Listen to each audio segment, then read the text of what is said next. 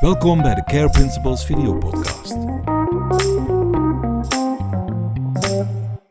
Joost Callens is CEO van Durabrick, een familiebedrijf dat bekend is voor de creatie van sleutel-op-de-deurhuizen, appartementen en verkavelingen. Joost zijn leuze is dat bouwen begint bij mensen. En als hoofd van een familiebedrijf en vader van 3 zonen wordt hij dagelijks geconfronteerd met het belang van integer en gefundeerd leiderschap. En wat meer is, hij praat er niet alleen over, hij trekt ook af en toe zijn pen, want hij schrijft er boeken over dat leiderschap. Hallo iedereen en welkom in de Care Principles videopodcast. Ik ben heel vereerd vandaag, want ik heb iemand te gast die ik niet ken en waar ik bijzonder uitkijk om een interview met hem te doen. Goedemorgen Joost. Goedemorgen. Welkom. Dank je. Welkom in de videopodcast van de Care Principles. Het is heel bijzonder, want we kennen elkaar niet. En via een oproep op social heeft een van de coaches die bij jullie werkt, Stan van Genechten, heeft gezegd, jullie moeten Joost vragen, want hij is de CEO van Durabrick, een bedrijf dat werkt in de bouwsector en dat bijzonder caring en bijzonder duurzaam is. Dus ik vond het heel leuk om jou hier te hebben. Dank je.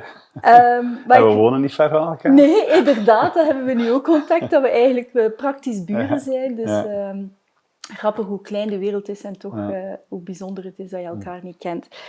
Ik wil eerst eventjes een brugje maken. U heeft 2 boeken reeds geschreven.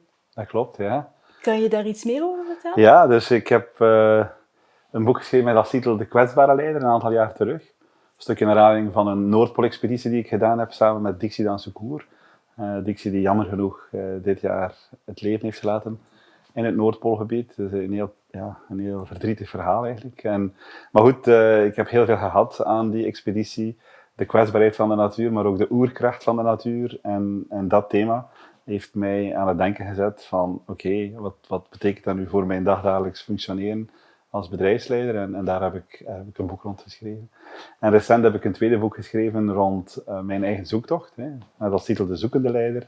Mijn eigen zoektocht die ik vooral heb gedaan naar aanleiding van een sabbatical die heb ik genomen. Een paar jaar terug, toen ik te voet ben gegaan van Petegem aan de Leie naar Santiago de Compostela. Dat is een tocht van 90 dagen waar ik geen reisverhaal maak, maar mijn interne processen, mijn verhalen die ik had met alle andere pelgrims die ik toevallig ontmoette op het pad, of met pelgrims die ik had uitgenodigd op het pad, dat ik deel in het boek. Dus, fantastisch, fantastisch. Weinig CEO's doen zulke dingen.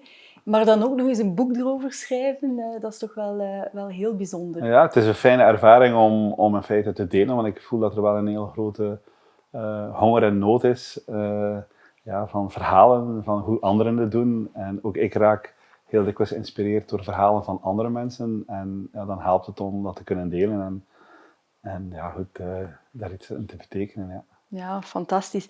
Ik wil meteen eigenlijk het brugje maken met mijn boek. Ik heb ook een boek geschreven, ook in volle COVID-crisis, ook uitgegeven bij Lano Campus. Het heet Does Your Brand Care? Building a Better World with the Care Principles. En heel kort uitgelegd, ik denk dat bedrijven een stukje verantwoordelijkheid kunnen op zich nemen. We leven in turbulente tijden. Een stukje beter zorgen voor iets of iemand. Mensen of de planeet, lijkt mij een grote uitdaging voor bedrijven vandaag de dag. Maar naast die generieke insight van zorgdragen zitten eigenlijk in het woordje care ook 4 shiften in de manier dat je zaken doet. Collaboration, agility, reliability en empathy. En ik wil, als het oké is voor jou, daar graag eventjes op inzoomen. Ja. Maar in eerste instantie zou ik willen beginnen met het algemene idee erachter, zorgdragen. Beter zorg dragen voor jouw mensen, beter zorg dragen voor de planeet.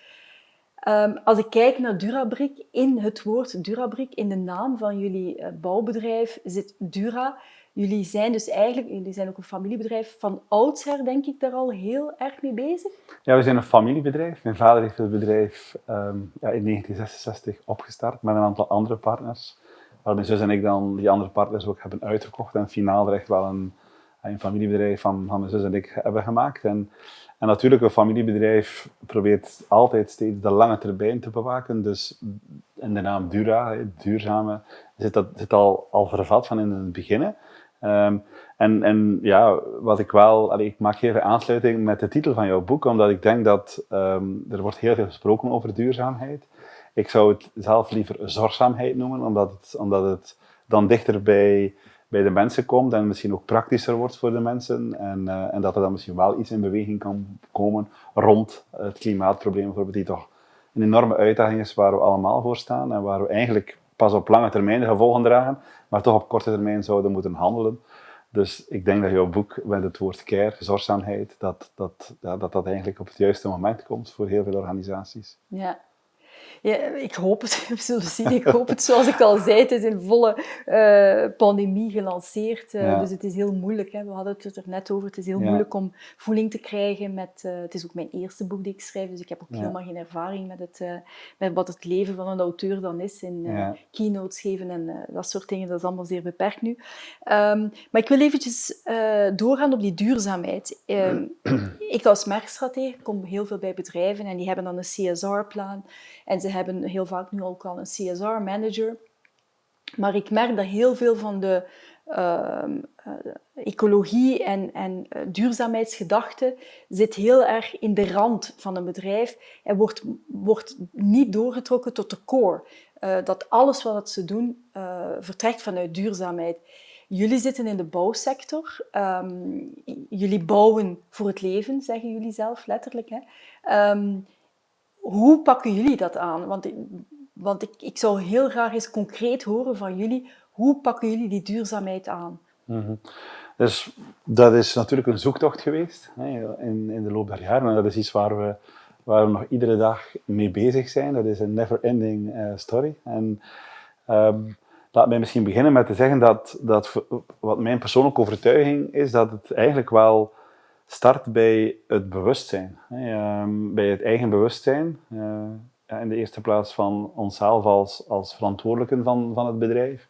Maar van alle leidinggevenden. En dat bewustzijn, daar hebben we jaren aan gebouwd. Dat is begonnen bij mezelf. Ik ben zelf een aantal trainingen gaan volgen. Wie ben ik nu echt? Wie ben ik nu in deze wereld, in deze maatschappij? Wie wil ik zijn? Wie ben ik in de groep als leider en zo verder? En het is net door die persoonlijke ontwikkeling dat ik echt overtuigd ben geraakt dat het daar start. Dat het start bij ook kijken naar uw eigen onzekerheden, uw eigen vraagstukken daarin, om van daaruit eigenlijk een hele groep van mensen mee bewust te maken, mee betrokken te raken, die dan uiteindelijk mee een stukje helpen schrijven aan de missie van het bedrijf en ambassadeurs creëren die onze klanten zijn en die dan ervoor zorgen dat een bedrijf in een opwaartse spiraal terechtkomt. Dus ik geloof heel hard dat het investeren in persoonlijke ontwikkeling eigenlijk rechtstreeks leidt tot een betere organisatie en eigenlijk een betere maatschappij in de long run. Ja. Dus voor mij zijn dat krachten die spelen en het is vanuit die persoonlijke overtuiging dat er een stukje bewustzijn is gemaakt van als een organisatie van de toekomst wil overleven, dan zal het die caring gedachte moeten in zich dragen, dan zal het die zorgzaamheidsgedachte, die duurzaamheidsgedachte, die dienstbaarheidsgedachte echt moeten omarmen. En mijn persoonlijke visie daarop is dat wij heel veel kunnen leren van de social profit, die de caring meestal in hun missie dragen, want het meestal in VZW's of NGO's vanuit een dienstbaarheid of een zorgzaamheidsgedachte ontstaan. En de profit-organisaties kunnen, en ook de non-profit, de social profit kan ook heel veel leren van de profit. Dus ik geloof dat als die twee elkaar kunnen vinden, dat de organisaties zullen zijn van de toekomst. En dan kom je uit bij zorgzaamheid. Dan kom je uit bij niet alleen zorgzaamheid voor het klimaat, niet alleen voor de planeet, maar in de eerste plaats zorgzaamheid voor jezelf, voor je eigen teamleden, voor je eigen medewerkers, voor je eigen organisatie, voor je klanten uiteraard, voor al je stakeholders. En dat vergt heel veel relatiemanagement tussen al die verschillende stakeholders. En dat vergt heel veel openheid, transparantie om in die ontwikkeling te stappen en van daaruit eigenlijk door te groeien naar de hogere niveaus van dienstbaarheid, duurzaamheid en zorgzaamheid. Ja. Je zei het al, en dat klopt natuurlijk wel, je kan moeilijk zorg dragen voor iets of iemand als je geen zorg draagt voor jezelf. Ja. Het start bij jouzelf. Maar jij gaat daar wel heel ver in, heb ik de indruk, van wat ik zag in de media. Je hebt een sabbatical genomen. Je probeert 4/5 te werken voor de groep. We gaan het zo meteen ook nog hebben over de groep. Dat zijn heel veel dingen. Ik werk nu heel veel met CEO's. Heel veel dingen die de meeste CEO's niet doen. Omdat de business moet doorgaan. We moeten groeien, we moeten dit, we moeten dat. Hoe balanceer jij dat? Ja, vergeet je niet, er wordt hard gewerkt bij ons. En het is voor mij ook soms een balans en een zoeken. En ik kan ook echt periodes hebben dat ik mezelf wel wat verwaarloos of dat ik te gefocust ben. Dus dat blijft ook voor mij een aandacht. Hè. En vandaar dat ik soms bewust een dag niet op kantoor ben of dat ik gewoon een dag in stilte ga om terug mezelf wat bij elkaar te krijgen en van daaruit terug helder te zien in een probleem of in een case of gewoon bezig zijn met de toekomststrategie van de organisatie. Dus afstand nemen helpt soms echt om eigenlijk... Ja, het lijkt alsof dat je dan een stap achteruit zet, maar voor mij zijn dat meestal... Dat zijn de stappen die ik vooruit kan zetten nadien. Dus ik heb dat ook gemerkt in mijn tocht, waar ik dan een langere periode afwezig was. Dat heeft mij op dat moment heel veel deugd gedaan om echt afstand te nemen en te kijken van hoe draait die organisatie nu zonder mij. En dat ging eigenlijk prima. We hebben heel goede cijfers gehaald, dus alles was fantastisch eigenlijk. Dus het was toen het beste jaar dat we ooit gerealiseerd. Dus in die zin heeft mij dat ook wel rust gegeven. Dat ik echt kan vertrouwen op mijn eigen team en dat ik er niet kort moet opzitten. Dat ik dat eigenlijk... Ik heb dat ooit ontdekt door met de paarden te werken. We hebben zo ooit een soort assessment gedaan met paarden. En in mijn beleving is goed leiderschap het evenwicht vinden tussen... Onder andere zijn meerdere elementen aan leiderschap, maar een goed evenwicht vinden tussen enerzijds verbinding leggen met jouw mensen en anderzijds voldoende daadkrachtig ook kunnen zijn. En vooral dat subtiel evenwicht vinden. En wat ik geleerd heb van die paarden was dat je hoeft niet, en een paard staat dan symbool voor de groep medewerkers, je hoeft niet oneindig lang een verbinding te hebben met dat paard. Bij een paard is dat instant, dat klopt of dat klopt hier niet. En als het klopt, verwacht het ook richting. En dat is bij mensen en medewerkers ook zo. Dus als de verbinding er is, vertrouw er maar op, laat maar los. En ik stond in het midden van zo'n rotonde om een paard, ik moest dan vanuit mijn eigen kracht dat paard in galop krijgen, zonder het paard aan te raken. En ik merkte dat ik heel regelmatig zo het paard, het was in galop aan het lopen, maar ik toch regelmatig een daadkrachtig duwke gaf, terwijl dat niet meer nodig was. Op een bepaald moment ging het paard steigeren. En dus met andere woorden, als het paard in galop is, als uw team goed bezig is, laat zich vooral doen. En neem afstand. En als het dreigt wat fout loopt, kun je een kleine correctie doen. En dat heeft het paard wel mij als inzicht gegeven. Dus, fantastisch. Fantastisch dat je aan de hand van allerlei soorten coaching en technieken en jouzelf als leider steeds verder ontwikkeld hebt. Voor mij is de Care Principles ook iets dat absoluut start bij de leidinggevende, bij de CEO, bij een managementteam. Heel veel technieken en heel veel zaken kun je bottom-up doen. Maar hoe meer ik werk met de Care Principles en hoe meer ik erover praat met onder andere heel veel CEO's, dan denk ik toch wel walk the talk en het moet toch echt wel starten vanuit het leiderschap. Hoe ervaarden jouw mensen? Want jij zegt, het is voor mij een persoonlijke ontwikkeling geweest. Ik veronderstel dat jullie zijn heel hard aan het groeien, maar dat er toch misschien mensen zijn binnen het bedrijf die er al heel lang werken. Hoe hebben zij die transitie meegemaakt, of die transformatie waarin dat het bedrijf gegaan is? Ja. Als ik daar nu zo achteraf op terugkijk, heb ik wel het gevoel dat vrij vlekloos is verlopen. Dat we weinig mensen aan cours de route verloren hebben. Er zijn mensen die op een bepaald moment, je neemt soms afscheid van mensen, of mensen gaan soms zelf weg. Maar ik heb echt wel het gevoel, we hebben dat ook op een langzame manier gedaan. We zijn er ook wel heel veel jaren mee bezig. Zo voor mij het keerpunt was ergens in 2008, dus 13 jaar geleden, dat we echt zo met een aantal mensen gaan stappen zijn in de natuur en dat we echt gaan voelen zijn van kijk, wat bindt ons nu gemeenschappelijk, waar staan we samen voor? En zo 5 dagen gaan stappen, ook een stukje op de weg van de Camino. En dat heeft ons echt wel doen inzien dat we op een andere manier, als we echt een organisatie willen zijn die wil groeien en die ook nog wil betekenis hebben, dat we het op een andere manier moesten doen. Dus wij hebben zowel bottom-up als top-down elementen gecreëerd, waardoor de transformatie en de change is mogelijk geworden.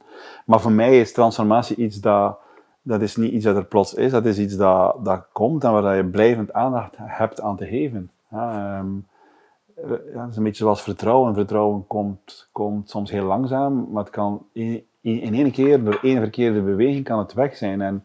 En dat is een beetje hetzelfde met een transformatie. Door één beslissing terug te draaien, dus met andere woorden, het blijft waakzaam zijn op elk element van jouw organisatie, ook als ze in nieuwe bedrijven worden geïntegreerd of bij een overname, die zijn bedrijven met een totaal andere cultuur, om daar ook de nodige tijd en ruimte voor te nemen om die processen te integreren in het ruimer geheel. Dus dat is een blijvend aandachtspunt. Ja, Dus, ja. hoe hebben we dat gedaan? Door met heel veel aandacht en heel veel veiligheid te creëren en met vallen en opstaan. En soms zijn we geslaagd in projecten, soms zijn we mislukt in projecten. Maar vooral ook jezelf daar ook tijd in te geven en je mensen ook tijd te geven om daar een stukje adaptief in te zijn. Dus we proberen wel mensen aan te werven. We vinden de leercompetentie of de leergierigheid of het openstaan vinden wij een heel belangrijke competentie om mee rekening te houden. Dus dan proberen we ook mensen te zoeken, te selecteren, te coachen, te trainen op dat thema. En dan krijg je wel een organisatie die zich in principe wel wat flexibeler, wat makkelijker kan aanpassen aan wat er in de wereld om ons heen aan het bewegen is. Hè. En ik las ergens in de voorbereiding van dit gesprek dat jullie mensen, dus de werknemers van jullie bedrijven,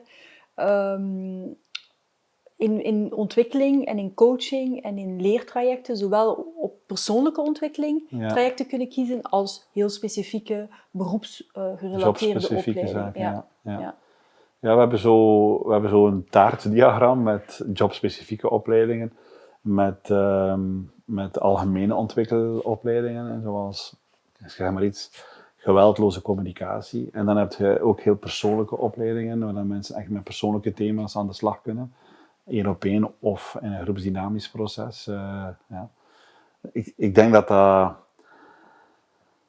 cruciaal is. Je zit in een drukke werkomgeving en dan is het goed om regelmatig ook eens tijd te kunnen hebben om met jezelf aan de slag te gaan en niet alleen maar met je product of met uw organisatie, maar ook met jezelf. En zijn daar concrete regels rond?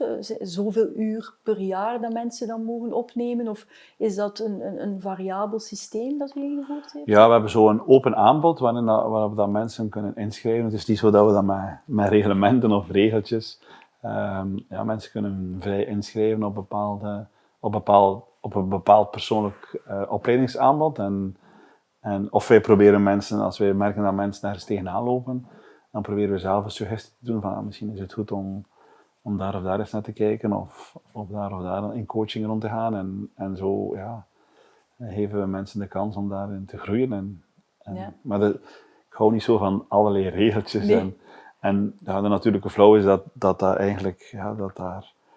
heel veel mensen aan deelnemen. We kunnen niemand verplichten, maar we proberen wel ook binnen elk verschillend team, er zijn heel veel teams in onze groep, maar proberen we ook wel aan de slag te gaan met het team. Dus dat doen we wel en dan verwachten we wel dat iedereen daar aanwezig is. Hè. De meeste mensen van ons bedrijf hebben allemaal al ergens 1 of meerdere Camino-tochten achter de rug van 1 of meerdere dagen, waarin dat we echt wel tijd nemen voor elkaar. En nu met corona is dat natuurlijk een beetje stilgevallen, alhoewel het motiveert ons wel om daar vol gas in te blijven geven. Want zelfs tijdens de corona hebben we wel de coaching-trajecten blijven laten doorgaan. Omdat we wel gemerkt dat het voor veel mensen ook wel zoeken is. En ik denk dat we wel in de toekomst nog naar een tsunami zullen gaan van toch veel onrust bij mensen, omdat er toch veel aan het veranderen is. Hoe ga je om met thuiswerk en kantoor en Hans die oefening waar dat iedereen toch wel een beetje mee worstelt. Hoe zorg je ervoor dat mensen niet vereenzamen als ze te veel thuis zijn? Hoe zorg je ervoor dat de verbinding blijft met het team? Hoe zorg je ervoor dat mensen niet doorslaan in thuis te blijven werken en in een soort negatieve spiraal van burn-out zouden kunnen komen? Dus ik denk wel dat er heel veel nood zal zijn aan care in bedrijven en organisaties. Een van de aspecten van een hele sterke interne cultuur hebben, wat ik denk dat jullie hebben, is behoorlijk onder druk komen staan door COVID, door net al dat thuiswerk. Ik had in het eerste seizoen Anne Kallewaerts van Telenet op bezoek. Telenet heeft een fantastische interne cultuur, maar ook bijvoorbeeld Peter Schongers, CEO van ProTime, is ook een bedrijf met een ongelooflijke sterke interne cultuur. En die beiden, zowel Peter als Anne, zeiden van ja, onze interne cultuur staat heel erg onder druk en we moeten heel erg gaan kijken hoe we de mensen aan boord kunnen houden, omdat iedereen heeft beseft dat thuiswerken dat kan. Dat is geen enkel probleem. Maar voor sommige mensen inderdaad vereenzaming, gewoon te veel druk met de kinderen erbij. En, hoe hebben jullie dat ervaren? En wat is voor jullie nu de toekomstscenario? Gaan jullie naar een hybride systeem? Ja, ik denk dat ik denk dat we de voordelen van alle systemen moeten proberen te omkaderen. Ik vind het vroeg om daar nu al een definitieve beslissing in te nemen. Als we naar de gezondheidscrisis kijken, we zijn er eigenlijk nog een stukje in. We zijn er misschien hopelijk een stukje aan het uitgaan. En dan nu radicale beslissingen nemen van zoveel dagen thuis. We hebben natuurlijk hybride systemen en thuiswerk zal absoluut een blijver zijn. En ik heb zelf ook de voordelen daarvan ervaren, waar ik vroeger altijd, bij wijze van spreken, of bijna altijd op kantoor was. Ja, dan heb ik afgelopen 1,5 jaar hier heel veel thuis gezeten en van daaruit het bedrijf aangestuurd en gemerkt dat eigenlijk ook wel best oké was. Maar ik denk dat de meeste mensen al de overload aan Zoom-meetings en Teams-meetings, dat er een overload was en dat er absoluut een evenwicht dient te komen. Dus ja, ik geloof absoluut in de voordelen van hybride systemen. Zonder mensen te verplichten in dit of deze. Maar ja, wij vinden het absoluut belangrijk dat er verbinding is met de mensen. En wat niet werkt voor mij is een vergadering waarbij dat de helft bij wijze van spreken samen zit en de andere helft zit op afstand online. Dat werkt niet. Dat heb ik al gemerkt, dat soort hybride vergaderingen niet werkt. Dus ofwel allemaal online, ofwel allemaal samen. Ja. Dus, maar het geeft ook, het helpt ook het kaf van het koren scheiden. Wat bedoel ik daarmee? Daar waar je misschien na heel veel meetings of heel veel bezoekers gaat, je kan heel veel zaken een stukje efficiënter maken. Je hoeft niet eerst 2 uur te rijden om dan ergens een korte meeting te hebben van een half uur en dan weer 2 uur in de wagen te gaan zitten. Dus ja, ook Hans het mobiliteitsprobleem. Als iedereen bij wijze van spreken 2 dagen van thuis uit werkt, dan heb je gewoon 40% minder traffic op de baan. Wat voor duurzaamheid ook. Wat voor duurzaamheid ook een mooi thema. Ja. Dus we zullen niet meer zomaar overgaan naar business as usual. Ik denk dat we gaan onszelf wat moeten heruitvinden. Dat zal ook wel wat tijd vergen. En we zijn nu bijvoorbeeld een nieuw kantoorgebouw aan het bouwen. Langs ons bestaand kantoorgebouw. Niet alleen voor onszelf, maar ook voor andere bedrijven die we gaan verhuren. En we merken daar... We proberen heel creatief om te gaan met hoe dat we daar invulling willen geven. We willen echt wel een belevingsplek van maken. We zijn echt overtuigd dat dat het juiste is.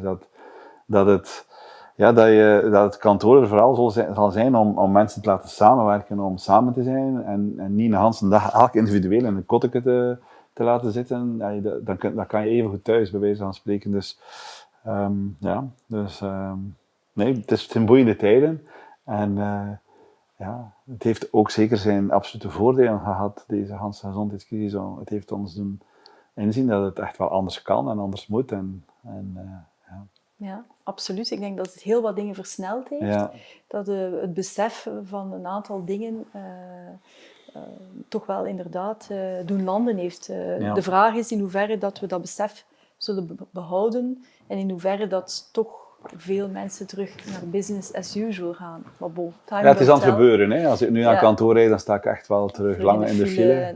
Ja, absoluut. Absoluut. Dus het is toch aan het gebeuren, maar nogmaals, er zal zich wel iets herzetten, daar ben ik echt van overtuigd. Ja. De mensheid is flexibel genoeg om dat te beseffen, denk ik. Ja. Ja, ik hoop het.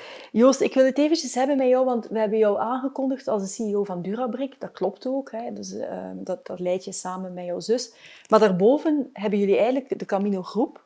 En daarin zitten meerdere bedrijven, zowel overnames als bedrijven die jullie zelf opgericht hebben. Ik zei het al, de C van CARE staat voor Collaboration. Wat ik eigenlijk nog niet verteld heb, is dat je de CARE Principles toepast op 4 assets die elk bedrijf heeft. Dat start intern, jouw eigen mensen. Vervolgens natuurlijk, hoe kan je beter zorg dragen voor jouw klanten. Dan de brede communities, niet alleen gaan werken voor de shareholders, maar voor alle stakeholders. En dan natuurlijk de CARE voor de planeet. Ik zou het heel graag even met jou hebben op collaboration. Want heel veel bedrijven zijn van oudsher zo gegroeid met meerdere organisaties, meerdere merken, meerdere business units, verspreid over België of zelfs het buitenland. Maar mijn inziens is de toekomst om beter samen te werken, omdat al in eerste instantie intern tussen al die business units of al die bedrijven en natuurlijk dan ook nog met zelfs bijvoorbeeld concurrentie en zo bepaalde issues waar we voor staan te tackelen. Hoe verloopt dat interne samenwerkingsproces bij jullie? Ja, wij hebben van oudsher altijd met zo business units gewerkt. Elk bedrijf heeft zijn eigen verantwoordelijke en we blijven dat ook doen. We zien daar ook absoluut de voordelen van in. Maar we hebben nu net wel ook onze organisatie zijn we aan het kantelen, waarin dat het cruciaal is om inderdaad die elementen van collaboratie, niet alleen collaboratie, maar schaalvoordelen, efficiëntie, doorstroming van informatie, delen van informatie met elkaar. Dat we dat eigenlijk cruciaal vinden. En die collaboration, hoe uit dat? Dat uit hem. We proberen ook al die mensen ook altijd samen te brengen. Hè. Dat het niet enkel voor deze of geen organisatie is, maar dat het echt een verhaal van samen is. Door onze missie ook overkoepelend te schrijven. Dus we willen echt een partner zijn, een levenspartner een partner voor het leven zijn, met alles die te maken heeft met het wonen, met bouwen, met verbouwen. En natuurlijk, er zijn heel veel, een aantal bedrijven zijn toeleverancier van andere bedrijven, dus daar is sowieso al van nature een goede collaboratie. Anderen kunnen daar nog in groeien. Zelf we hebben altijd met een externe raad van bestuur gewerkt en we zijn nu eigenlijk een experiment gestart waarin we even onze raad van bestuur met externe bestuurders on hold hebben gezet. En waar we eigenlijk heel veel raden van advies zijn opgestart, waarin dat wij vanuit andere sectoren echt experten willen binnentrekken op een aantal domeinen. En zo heb ik verschillende adviesraden gecreëerd in onze groep, waarin we eigenlijk samenwerken met andere partners en vandaar ontstaan er weer nieuwe ideeën, nieuwe inzichten. We hebben recent, ook 2 jaar terug, hebben we een echte collaboratie opgestart met 3 van onze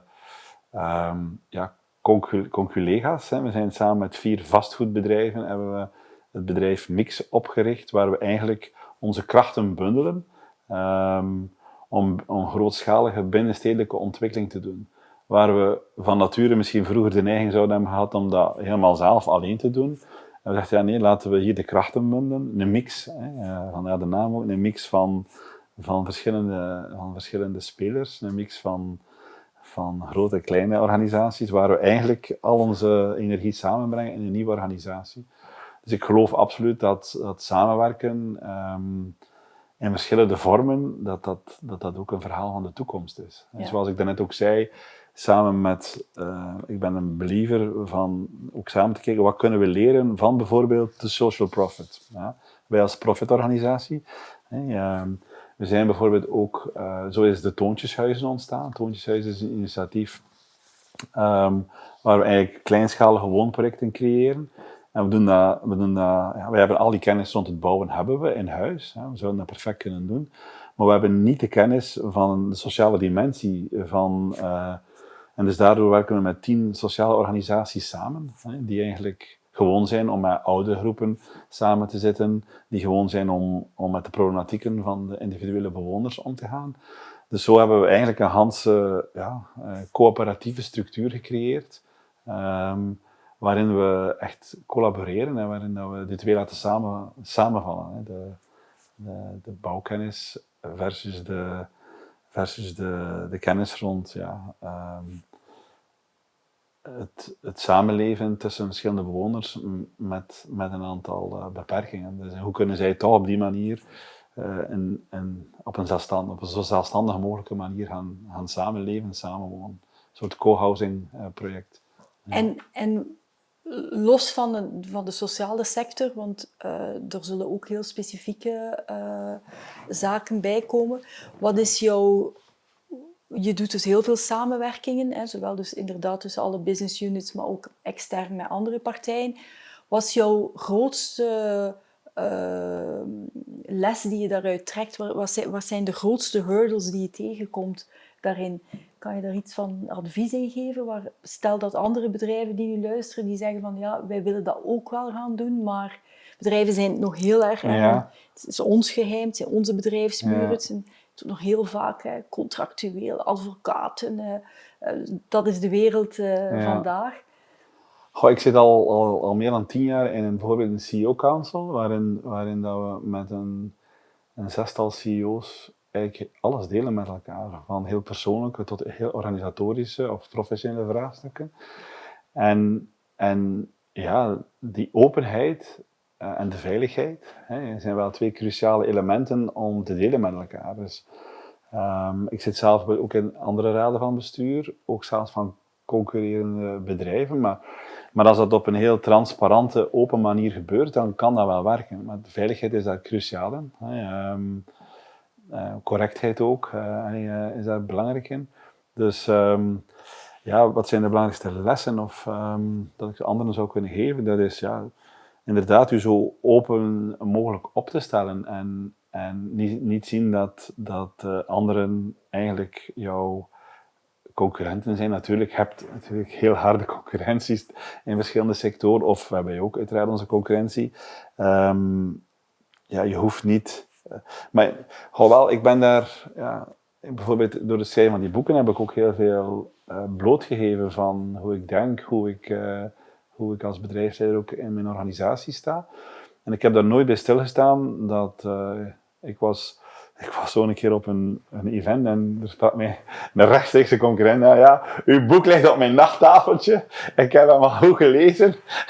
Dan dacht ik, ik heb daar niet bij stilgestaan, maar ik zie dat eerder als een compliment. En er is veel te doen rond open sourcing. Maar uiteindelijk, je eigen DNA kan niemand... je moet uitgaan van je eigen kracht, van je eigen DNA. Je kan niemand kopiëren eigenlijk. Dus ik zit daar niet mee in. Want het is zelfs zo dat ik samen met Björn Prins, dat ik zelf nu alle leiderschapsopleidingen geef, waarin dat ik ook heel veel deel van mijn eigen zoektocht. En daar zitten soms bedrijven in die ook in de bouw actief zijn. Maar ik heb er echt geen probleem mee, integendeel. Ik vind het net fijn om nieuwe mensen te leren kennen, nieuwe inzichten te leren zien, ook van collega's, concurrenten.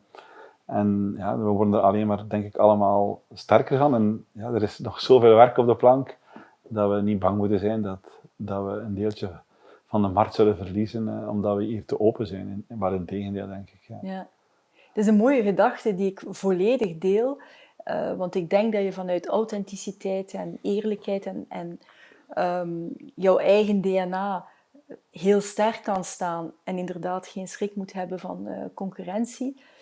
Maar ik merk dat toch bij heel veel bedrijven ze vooral Ik had het in een van de gesprekken, had ik het over mijn CEO, die zei van ja, we komen uit een tijdperk waarin dat in vergaderzalen, die werden ingericht als war rooms. En het was oorlogstaal die we gebruikten tegen de concurrentie.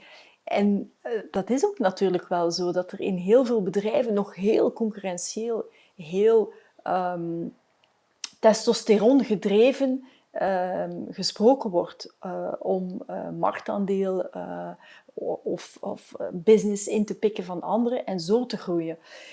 De bouw is ook niet meteen, denk ik, de meest caring omgeving die ik mij kan inbeelden. Toch niet wat je als consument daarin ervaart. Er is zeker nog een lange weg te gaan, dat klopt. Dat is zo. Dus het imago van de bouwsector is door heel veel factoren soms beïnvloed. En ja, iedereen kent wel het beeld van, ja, ik had vrij afgenomen om die aannemer binnen te laten. Ja, en wat een afspraak om 10 uur. En kijk, het is 2 uur en je is er nog niet. Ja, dat is dodelijk natuurlijk in gedachten rond caring. En dat doorbreken is natuurlijk een gigantische uitdaging. Ja. Daar proberen we iedere dag aan te werken. En soms slagen we daarin en soms zullen we daar ook nog niet in slagen. Dus, en ook rond die concurrentiegedachte. Natuurlijk, bij ons speelt dat ook. Hè. Als er een gebiedsontwikkeling is en ja, je hebt maar, bij wijze van spreken, 1 stuk grond die te koop komt in gemeente X, ja, dan wil iedere ontwikkelaar dat natuurlijk binnenhalen. En daar is de concurrentie natuurlijk wel, speelt daar soms heel hard. Maar toch, ook daarin trouw blijven aan uzelf, trouw blijven aan uw eigen normen en waarden, trouw blijven aan uw eigen KPI's, bij wijze van spreken, is cruciaal. En ik zie dat dat niet altijd gebeurt. Dat soms mensen iets proberen binnen te halen, gewoon om het binnen te halen en dan misschien dat de betaalbaarheid dan op termijn wel onder druk kan komen te staan, dat ze te duur hebben ingekocht. Dus trouw blijven aan jezelf is toch ook wel een heel belangrijke les vind ik persoonlijk, in omgaan met uw omgeving daarin. Ja, absoluut. Maar om even in te pikken op wat u net zei, ik las toevallig vorige week dat er in een bepaalde stad in Vlaanderen een woonproject door de omgeving al een aantal keer was tegengehouden, omdat het in een overstromingsgebied lag. En toch had de overheid het telkens weer goedgekeurd om de bouwvergunning toch te geven. Ja. Ondanks dat ze weten dat het een overstromingsgebied is, in een streek waar al heel veel waterellende is. Ja. We hebben natuurlijk deze zomer gezien wat het water kan doen, ook in België. Zijn dat dingen waar jullie ook anders mee omgaan? En waar je zegt, als er in een gebied maar 1 stuk grond vrijkomt, dan willen wij het ook hebben. Nee. Ja, uiteraard we gaan niet bouwen op plekken waar je niet kan bouwen. En ja, overstromingsgebieden zelf, ja, als die echt aangemerkt zijn als zware overstromingsgebieden, ja, dan moet je ofwel heel zware maatregelen nemen door op een andere manier te gaan bouwen. En op palen of wat dan ook. Er zijn voldoende mogelijkheden daarin. Alleen, ja, de beelden staan allemaal op ons netvlies van de afgelopen zomer.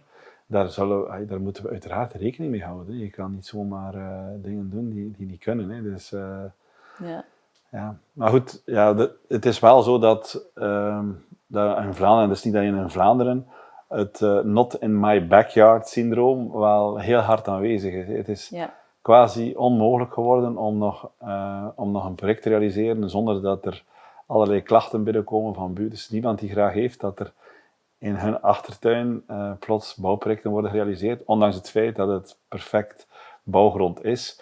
Dan denk ik, je kunt het ook omdraaien, hè, van yes, in my backyard, en van daaruit.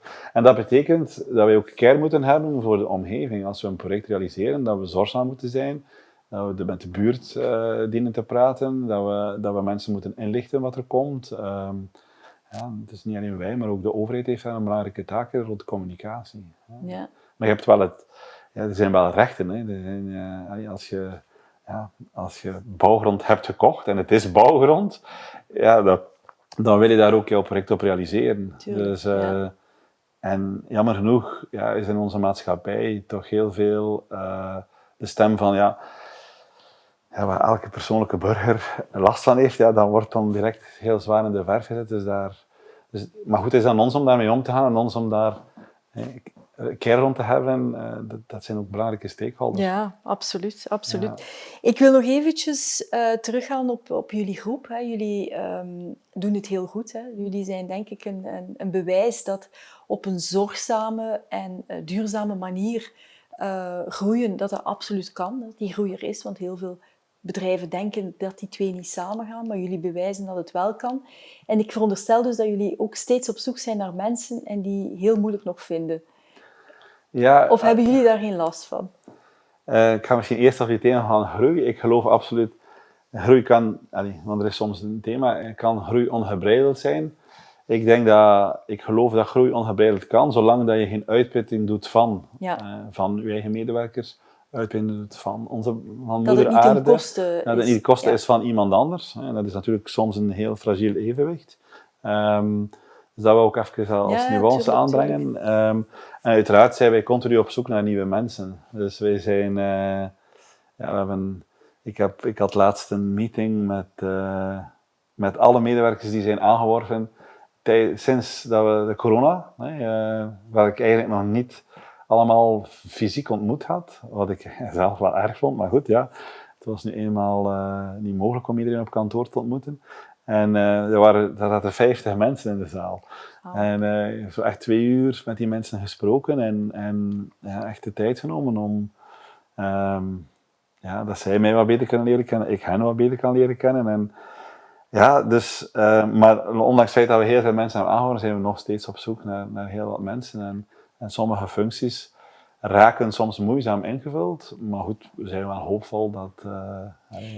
En zijn er bepaalde dingen waar jullie op inzetten, waarvan dat je merkt van, dat slaat wel aan? Zijn er dingen waarvan dat je zegt, daar kunnen we toch mensen mee overtuigen om bij ons te komen, versus een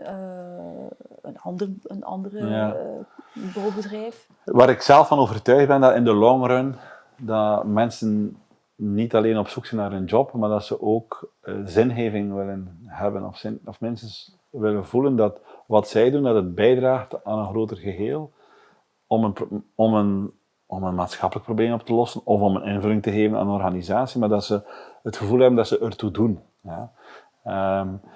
Dus zijn daar tips rond? Ik denk dat de enige tip die nu direct in mij opkomt, is van, als organisatie, wees u bewust dat belangrijker en belangrijker zal worden voor toekomstige medewerkers. Dus dat er een omgeving wordt gecreëerd dat mensen zich vol kunnen ontplooien. Want mensen willen niet alleen een job voor vandaag, maar willen ook zien, hoe kan ik als mens groeien, hoe kan ik als professional groeien. En ik denk dat die organisaties die daar volop inzetten, dat wel aantrekkelijk is voor toekomstige medewerkers aan te trekken. Ja, dus eigenlijk dat ze persoonlijk kunnen doorgroeien, dat ze zowel qua carrière... Ook niet alleen kunnen doorgroeien, maar ook als individu kunnen groeien. Ja. Dat ze ook iets bijleren en dat er ook toe doet. Dus, en dat betekent dat je al vlug bij organisaties terechtkomt die zorgzaam zijn voor de mensen, zorgzaam zijn voor de omgeving, zorgzaam zijn voor de klanten en zo verder. Dat er een soort... hoe zorgzamer dat je bent, denk ik, hoe minder stress dat ook in organisaties komt. En mensen zijn nu niet op zoek naar stress. Hè. Gezonde stress genoeg, denk ik. Naar gezonde stress, maar geen negatieve stress. Ja. Dus, mooi. Agility, reliability, empathy. Toen ik mij aan het voorbereiden was, reliability en empathy zijn 2 zaken die ik heel erg goed voel bij jullie. Empathie sowieso natuurlijk, hè. Het empathisch vermogen, het jezelf in vraag stellen, kwetsbare leider, zoekende leider, dat gaat alleen maar over empathie, lijkt mij. Heb jij daar nog een bepaalde affiniteit mee, of heb jij een bepaalde zaken over empathisch leiderschap dat je zegt van, dat is toch iets dat ik geleerd heb de laatste jaren? Ja, het is zo belangrijk om te luisteren naar mensen, om naar mensen de tijd krijgen om hun verhaal te doen. Want het gaat allemaal snel. En de markt evolueert zo snel dat je als organisatie ook continu in beweging bent. En in al die hectiek is het toch goed om tijd en ruimte te nemen om te luisteren en voldoende empathisch te zijn voor wat er leeft bij mensen. Dat lukt. Dat lukt soms niet. Maar het is wel belangrijk om daar aandacht voor te hebben. En dat is zeker iets dat ik probeer aan elke leidinggevende mee te geven. Ook onze HR probeert daar heel waakzaam in te zijn. Mochten er bepaalde leidinggevenden zijn die daar op een of andere manier minder aandacht voor hebben, Hans' discussie over functioneringsgesprekken, wij proberen dat echt wel te doen in de zin van niet, maar in de natuur dan, waar dat mensen echt de tijd krijgen om tijdens een wandeling te vertellen wat er leeft. En dat een tweerichtingsverkeer is. Dat het niet de leidinggevende is die een evaluatie maakt van de medewerker, maar dat eigenlijk de medewerker ook een evaluatie kan maken van de leidinggevende. En daar is natuurlijk vertrouwen en veiligheid zeer belangrijk, dat iemand kan komen met zijn kritische stem naar zijn leidinggevende. Dus daar vergt heel veel zelfinzicht, empathie voor, om dat ook toe te laten. Dus, dat mensen ook, iedereen heeft zijn eigen ego, hè, en hoe kan je ervoor zorgen dat als mensen met die onzekere, maar kritische stem komen, dat die toch wel wordt binnengepakt en dat je ermee aan de slag gaat als leidinggevende. Ja, en reliability, hoe kijk je daarnaar? Hoe betrouwbaar ben je als organisatie? Hoe betrouwbaar ben je als werkgever? Vertrouwen mensen elkaar? Dat zit allemaal eigenlijk onder het hoofdstuk reliability. Ik denk dat het cruciaal is dat er vertrouwen is. Dus dat je consistent bent in wat je doet. Dat je, als je bijvoorbeeld over waarden spreekt, dat het waarden zijn die echt doorleefd zijn, dat het geen marketingwaarden zijn die op een website staan, waar dan niemand weet over welke waarden het gaat. Dus dat zijn allemaal kleine voorbeelden van reliability, om echt vertrouwen en betrouwbaar te zijn. Walk your talk, het zijn natuurlijk van die dooddoeners, maar het zit dan in heel veel kleine dingen. Hè. Dus ik denk dat het consistent handelen, dat cruciaal is. Dat een open cultuur waarin dat je alles kan bespreken, dat is belangrijk. Mensen, en daar ben ik ook blij mee, jonge mensen zie ik wel dat die daar precies zo hun stem kunnen laten horen. En dus daar is toch wel iets veranderd. Buiten onze generatie. We hielden veel meer rekening met. Dus ik hou wel van die authenticiteit. Dus een cultuur creëren waarin dat mensen met die authentieke stem kunnen komen. Dat is zo belangrijk, want je werft mensen aan omwille van de competenties die ze hebben. En als ze niet zichzelf kunnen zijn op de werkvloer, dan sneeuwen die competenties onder of gaan ze weg of verliezen ze. Dus dat wil je toch niet als bedrijf. Je wilt nu net toch dat die competenties naar boven komen. Klopt. En dat betekent dat de nervositeit van de dag niet de overhand mag hebben. Hè. Dat gebeurt soms. Hè. Ook bij mij kan ik ook soms plots in een kramp schieten over iets of een angst voelen. En de kunst is daar toch wel mee om te gaan. Hè. Dus, om daar bewust van te zijn. Ik denk ook dat, en heel veel bedrijfsleiders worstelen daar enorm mee, dat de nieuwere generaties, en nu zijn de millennials natuurlijk al aan het werk, maar Gen Z, de oudste zijn 23, die stromen nu het bedrijfsleven binnen. Die hebben hele andere normen en waarden en die willen ook totaal andere dingen van hun werkgever dan onze generatie. En voor heel wat werkgevers is dat heel moeilijk, want ze snappen het niet. En ik denk, daarom heb ik het boek ook geschreven, is dat specifiek hoofdstuk in over de nieuwe generaties. Omdat zij net anders denken, moeten bedrijven dus ook zich anders gaan opstellen. Ja, het zijn ook de consumenten van vandaag. Hè? Absoluut, dus, absoluut. Maar we zien ook dat de wereld vandaag sneller evolueert maatschappelijk dan binnen bedrijven. Bedrijven hangen heel erg toch vast aan hoe ze altijd gewerkt hebben, hoe hun procedures zijn, hoe hun productietechnieken zijn. En het is heel moeilijk om de veranderingen die we zien in de maatschappij snel door te voeren in organisaties, omdat mensen ook heel vaak moeilijk hebben met change-processen en met transformaties. En ik denk dat de hele pandemie nu getoond heeft hoeveel mentaal dat het vraagt van mensen om wendbaar te zijn. Dus ik denk dat het wel moeilijk is voor heel wat mensen, maar het is de toekomst om op een andere manier en wendbaarder te zijn en flexibeler te zijn en kwetsbaar te zijn. Dus ik denk dat we op dat vlak volledig... Ik ben het er helemaal mee eens. helemaal op dezelfde golflengte zitten. Joost, een allerlaatste vraag. Ik stel die vraag aan iedereen. Wat kunnen andere bedrijven, andere organisaties leren van de manier dat jij leiding geeft, leren van de Camino-groep? Dingen waarvan dat je zegt, je hoeft echt niet in de bouwsector te zitten om dit of dat te doen. Maar dat is echt een belangrijkste tip of insight die ik zou kunnen meegeven. Ja, ik heb er 2 boeken over geschreven, hè? Maar om dat samen te vatten...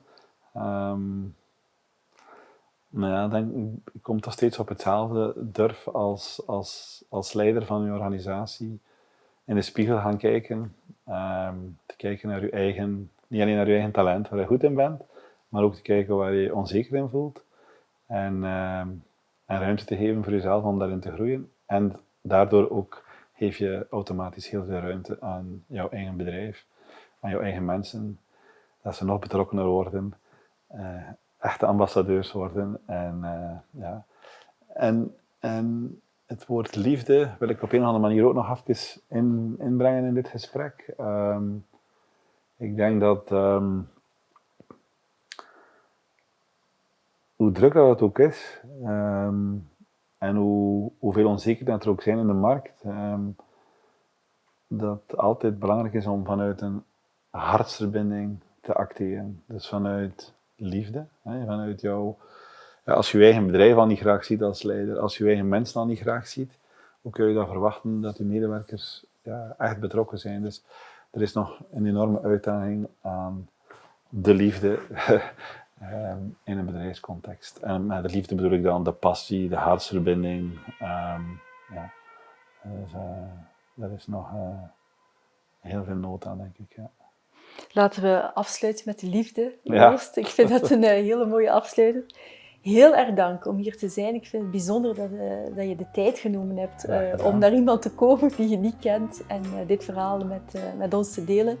Voor de mensen die kijken, dank je wel om gekeken te hebben. Vergeet niet af te stemmen op mijn YouTube-kanaal. Lid te worden, abonnee te worden, te raten, te reviewen. Ook voor de mensen die luisteren, dank je wel om een review te laten. Tot heel snel. Dank je wel en take care. Dag. Wil je ook jouw merk laten groeien op een zorgzame en duurzame manier? Check dan op careprinciples.com om jou kunnen helpen.